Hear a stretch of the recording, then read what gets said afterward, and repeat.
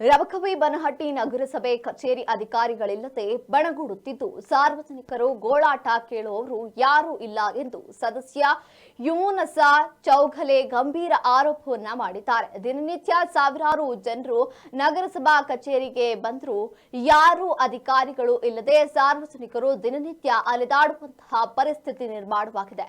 ಕೂಡಲೇ ಜಿಲ್ಲಾಧಿಕಾರಿ ಮತ್ತು ಉಸ್ತುವಾರಿ ಸಚಿವರು ಇತ್ತ ಕಡೆ ಗಮನ ಹರಿಸಿ ರಬಕವಿ ಬನಹಟ್ಟಿ ನಗರಸಭೆಗೆ ಸೂಕ್ತವಾದಂತಹ ಅಧಿಕಾರಿಗಳನ್ನ ಒದಗಿಸಿ ಎಂದು ಈಗ ಒತ್ತಾಯಿಸಲಾಗ್ತಾ ಇದೆ.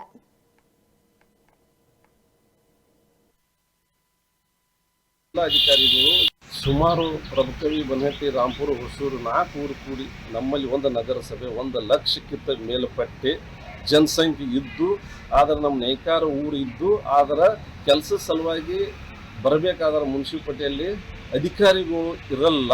50% ಅಧಿಕಾರಿಗಳು ಇಲ್ಲ. ಹೀಗಾಗಿ ದಗದ ಬಿಟ್ಟು ಅಧಿಕಾರಿ ಕಡೆ ಬರಬೇಕಾದ್ರೆ ಕೆಲಸ ತಗೊಳಕ್ಕೆ ಕೇಳೋರು ಯಾರಿಲ್ಲ, ಸಾರ್ವಜನಿಕ ಪರಿಹಾರ ಕೊಡೋರು ಯಾರಿಲ್ಲ.